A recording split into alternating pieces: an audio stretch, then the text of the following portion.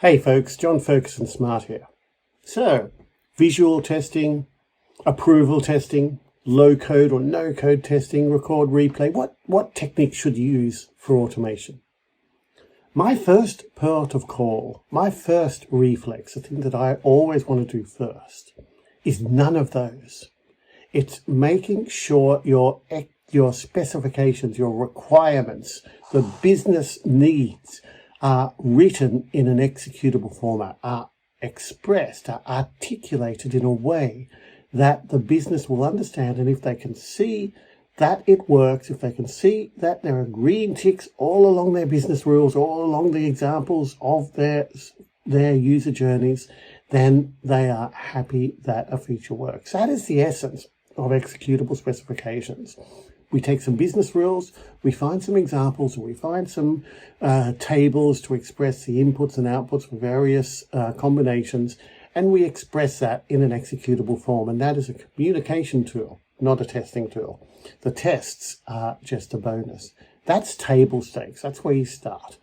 If you have that, then you may need some other testing after the fact. You may need some more in-depth testing. Typically you will. Typically you'll want to test the nitty-gritty details. Testing is an exploratory activity. It's something where you want to go beyond the initial requirements, where you want to go beyond what was originally asked for and look at all the edge cases and the corner cases that you may not have thought of in your initial discussions. And that's absolutely fine. But the table stakes is your executable specifications, where you express exactly what the business has asked for, exactly what the business needs.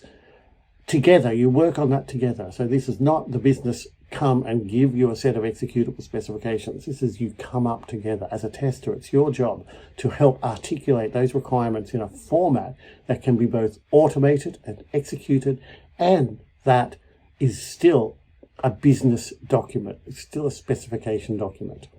Once you've got to that, you can move on to approval testing and visual testing and other techniques that will help you often with legacy systems. I'll talk about approval testing in more detail. It's a topic in its own right in another video. But that's after you've got your executable specifications, because they really are what I like to call the table stakes. I'd love to hear your experience as well. Let me know what you think of this approach, what your approaches are for new features in the comments. I'd love to have a conversation about that. Okay, that's all for now. Thanks for listening.